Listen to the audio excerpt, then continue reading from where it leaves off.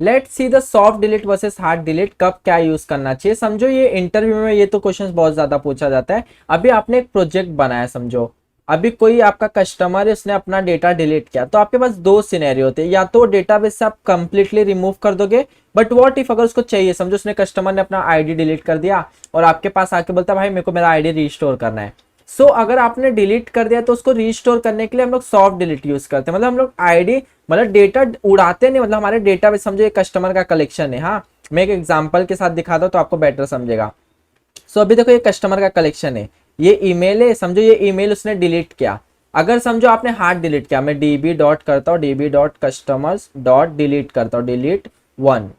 अगर मैंने ये सब हम लोग ने देखा था वीडियोस में, ईमेल जिसका भी ये रहेगा उसने समझो हार्ड डिलीट किया। अभी मैंने डिलीट वन किया, समझो ये हमारा ईमेल है कस्टमर का। अगर मैं इसको देखो एंटर करता हूँ, सो देखो इसने डिलीटेड काउंट वन दिखाया। अब भी देखो ये जो कस्टमर है इसका रिकॉर्ड पूरा डेटाबेस से उड़ जाएगा। अगर मैं इसको देखो रिफ्रेश करता हूँ, सो देखो वो रिकॉर्ड उड़ गया। अगर मैं ईमेल से यहाँ सर्च भी करूंगा ना, सो देखो वो रिकॉर्ड ही उड़ गया। मतलब अभी मेरे को इसको रीस्टोर करना है तो बहुत बड़ा प्रॉब्लम हो गया। तो यही सब के लिए हमारा सॉफ्ट डिलीट बनता है। अगर समझो अगर सॉफ्ट डिलीट आप कैसे करोगे, तो समझो अभी अभी मैं इसको हटा देता हूँ। अभी समझो ये एक यूजर है, ये etha23@yahoo.com। अब इसने अपना आईडी डिलीट किया। अब मेरे को क्या करना है, इसको हार्ड डिलीट नहीं करना है, तो हम लोग ये मैं क्वेरी अपने बैकअप के लिए रख लेता हूँ। सॉरी ये क्वेरी, तो this is the hard delete query. So इसको मैं लिख देता हूँ हार्ड डिलीट क्वेरी। इस क्योंकि हमारा ये डेटाबेस से डेटा उड़ा दिया, क्योंकि ये सब नोट्स देना है। नोट्स में आपको पता ही है, मैं यहाँ आपको प्रोवाइड कर रहा हूँ। जैसे प्रीवियस पार्ट में हम लोग देखा था लॉजिकल ऑपरेटर, वो नोट्स आपको पूरा चीज़ें मिल चुका है। सो कैरी ऑन करो, मतलब नोट्स भी आपको मिलेगा। सो अभी देखो हार्ड डिलीट हो गया कि वो डेटाबेस से आपका उड़ा देगा, बट अभी मेरे को डेटाबेस से उड़ाना नहीं है भाई। मैं यहाँ कोई कस्टमर डिलीट करा है तो उसको डेटाबेस में रखना है, मेरे को उड़ाना नहीं। क्या पता कभी फ्यूचर में आ गया मांग लिया। तो हम लोग सॉफ्ट डिलीट कैसे करेंगे, तो डीबी डॉट कस्टमर करेंगे, अपडेट करते हैं हम लोग, कभी डिलीट नहीं करते सॉफ्ट डिलीट में। अपडेट में अभी देखो, अपडेट में हम लोग को पहले कंडीशन देना रहता है किसके बेस पे अपडेट करना है।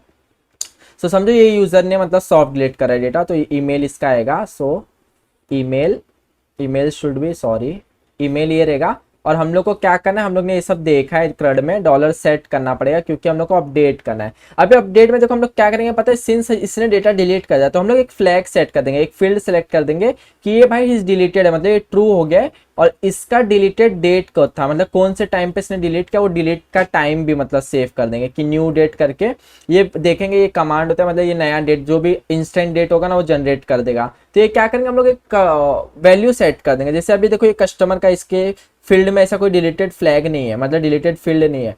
तो हम लोग अगर वो डिलीट करते हैं ना तो ऐसा डॉलर सेट कर देंगे कि ये फील्ड हमारा डिलीटेड हो चुका है, सॉफ्ट डिलीट हो गया। तो हम लोग जहां भी ये चीजें यूज करेंगे वैसा यूज करेंगे। और सॉफ्ट डिलीट कर दिया इसको, डिलीटेड ट्रू करके, और डिलीटेड ऐड भी रख दिया। अगर मैं इसको एंटर करता हूँ, सो अभी मैं इसको रिफ्रेश करता हूँ, सो देखो ये डेटा भी हमारे पास डेटाबेस में है।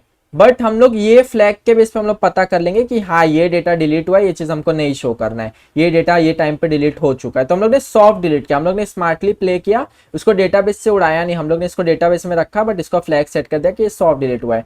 अगर जैसे क्वेश्चन देखोगे find all customer who are not deleted, तो हम लोग को वो सारे कस्टमर फाइंड करना है जो डिलीटेड नहीं है। सो अभी कस्टमर का कलेक्शन है हमारे पास, सिंस अभी एक ही कस्टमर है जो डिलीटेड स्टेट में, तो सिंपली पहले ये भी मैं आपको लिख के दे देता हूँ, सॉफ्ट डिलीटेड का क्वेरी ऐसा फॉर्म में सॉफ्ट डिलीट होता है। So soft delete query. So ये सब मैं आपके रेफरेंस के लिए सब नोट्स बना रहा हूँ, वैसे मेरे को तो जरूरत नहीं है। सो अभी देखो क्या मैं करूंगा, find all customers who are not deleted, मेरे को वो कस्टमर फाइंड करना है जो डिलीटेड नहीं है। तो मैं सिंपली इसको क्लियर कर देता हूँ। सिंस अभी देखो हमारे केस में एक ही कस्टमर है जो डिलीटेड स्टेट में, तो मैं सिंपली क्या करना है, dB dot customers dot find करना है। फाइंड क्या करना है, ही इज डिलीटेड, जिसका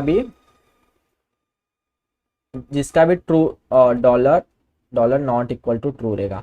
मतलब मेरे को वो सारे डेटा दे दो जिसमें भी ही is deleted not equal to true है, तो वो डेटा दे दो मेरे को भाई। तो ये देखो वो सारे डेटा रिटर्न कर दिया, मतलब लीरो लीरो देखो ये सब डेटा में डिलीटेड नॉट ट्रू, मतलब ये सब डिलीटेड नहीं हुआ है। तो हम लोग को क्या है, find all customer who are not deleted, तो ये सारे कस्टमर है जो डिलीटेड नहीं है, देखो ये सब डिलीटेड नहीं है। तो इसको मैं सिंपली एक क्वेरी आपको मैं दे दूंगा रेफरेंस के लिए।